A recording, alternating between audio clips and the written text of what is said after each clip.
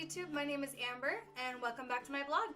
So I don't have a weekly update on weight for you today because I have not paid attention to my weight all week.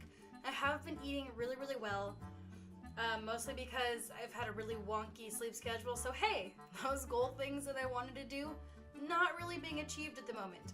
Mostly because I've been closing at work and not falling asleep very well, which means I'm not sleeping well at night, which means I'm drinking more caffeine. So that one's kind of bad. I have been drinking plenty of water though. I go through my water bottle at least like 4 or 5 times a day. So that's good for me. And I have not been working out. But again, I've been eating really well, mostly because I'm not awake enough to eat. I'm not starving myself. I am making sure that I get my veggies, my grains, my proteins. I'm making sure that I'm aware of how much fat is in my food, so I'm cutting down on like butters and like oils and stuff. So I think other than that, I'm doing pretty good, and I would imagine that if I have not lost weight, I'm pretty much still where I'm supposed to be. So there's that, and you may be noticing that I'm wearing a very fancy dress today. I have no reason to be wearing it. I just felt like it. I bought this on my trip back in May, and I have not worn it since because I'm always like, I can't. And I'm touching my boobs because I guess the style of this is like to wear it without a bra, but my boobs are like not meant to exist without a bra.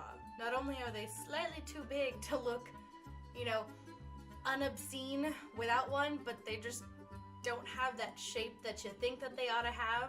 So I'm particularly self-conscious about them without a bra. So I was like, how can I style this so that I can still wear my bra? And I'm sure you can kind of maybe sort of see it peeking out. If not, cool, then I did a good job. So there was the issue with the boobs, and then, you know, the issue with how deep the back is and the wearing the bra. And today I was like, you know what, I don't really care anymore. I want to wear it. It's pretty. It's very silky and flowy.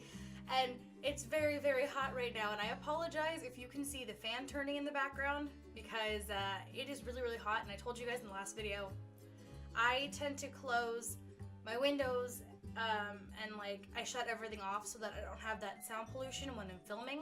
But it is so hot in my room today that like I have to have the fan on while I'm filming. I'm sure you can't hear it, but I'm sure that you can see it. So I apologize if that's distracting.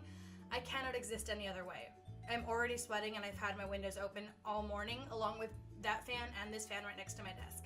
So, and it's the coolest day of the week. Oh my god, why? But anyways, we're gonna jump into something that definitely connects with what I was talking about last week, which was dating. And I kind of tried to stay on the whole dating itself aspect because that was kind of what I've been going through. Like I said, I kind of sort of got back into online dating. I mean, I don't really see myself putting all that much effort into it because it's not a priority of mine. But one of the things that ties really closely into dating, especially in our society and our culture of dating, is sex. And I myself personally am not a very sexual being. I can make as many sexual jokes as possible in the span of 30 seconds to the point where you're just like, oh my god, shut up. Believe me, I have that talent. But personally, I am not a sexual being. I mentioned this a couple of weeks ago after I came back from LA Pride. I identify as a queer woman. I am pansexual, which means that I am attracted to, I can be attracted to any gender, which assumes that transgender and like non-binary, agender people could also be well within my range of attraction. But I also identify as a demisexual woman, which means that I don't have sexual attraction to people regardless of whether they're aesthetically pleasing or not, unless I have a emotional connection made with them. So I've only had 2 sexual partners in the past, and that determines my limited sexual experience. But I don't think that that has like an impact entirely on my ability to firmly state that your weight is not an inhibitor to you enjoying sex safely and smartly. I made this very clear in the last video. Porn is not reality. So if there are people out there who are watching this and thinking, well, what the hell? Like, but this happened in that video and that happened in this video. The only thing that might be real in porn is the fact that there are 2 or more people having sex. And even then, I sometimes question whether or not they're actually engaging in sex. Some of the things that I see, I'm just like, how? And why? I'm not gonna pretend that being fat doesn't have impact on your sexual activity or potentially what you do in the sexual realm, because being honest, having more weight on you does affect the physics of what you're trying to attempt. If you are trying to attempt other things, or it could potentially affect your stamina, you know, other intimate situations. So that's completely normal. Like, that's just reality, the same way it affects you potentially walking up a flight of stairs or going on a run. So because of my limited experience with sexual relations, I did a little bit of research. I asked around. I did get some information from other people who are fat, who, you know, were willing to help me with this. So at the very base of this, like I said, because you have more weight on your body, you may also have more flabbly bits. So obviously there may be some jiggling where you did not expect jiggling. There may be some slapping noises where you did not expect slapping noises. And you may be more tired quicker. And that's just the reality of it. There are certain things that your weight will affect, but as I have made very clear in every single video I've ever done, it shouldn't affect the quality of your relationship, and it shouldn't affect your ability to have sex with someone. The biggest thing about having sex is, I know that there's one Cosmo article that I remember reading, probably back when I was in high school, about, oh, if you twist your body like this, then he won't see that. Or if you sit like this, then he can't see that. And at the time, me being my insecure teenage high school self, I was like, oh man, whenever I have sex with a dude, I gotta make sure to remember these. But it took me a couple more years to realize, this person who chose to have sex with you, regardless of whether you are a man or a woman, regardless of whether they are a man or a woman, or something else, they know what your body looks like.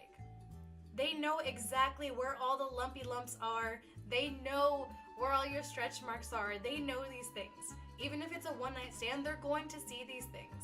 So no amount of twisting and turning and, you know, posing is gonna detract them from knowing that. And I guess one of the biggest confidence boosters that I have been able to tell myself is they still chose to have sex with you. They, regardless of whatever insecurities you may have, they chose you in that time to have sex with. They knowingly, knowing all of these things that you are just not happy with, or maybe that you have no problem with, they still chose to have sex with you. And I'd like to think that despite my history of being a very conservative-minded thinker, because I was raised Catholic, I went to a Catholic high school, I was pretty much anti-everything. I'd like to think that I've grown and that I've become more positive when it comes to sex. I am very pro-sex. As long as you are having safe sex and you are making smart decisions that will not negatively affect you, so you're not being coerced into things, you're not allowing people to push you around to do things you don't want to, you know, you're making sure that whatever you're doing is okay and you are fine with it and you're not just telling yourself you're fine with it, go for it. Be the slut you've always wanted to be. I'm just freaking go for it. I'm all for that. According to the friend that I did my research with, she was very adamant about saying that when it comes to having sex with someone, you, as I said in the previous video, you may find someone who just isn't attracted to someone who's overweight, and that's their decision.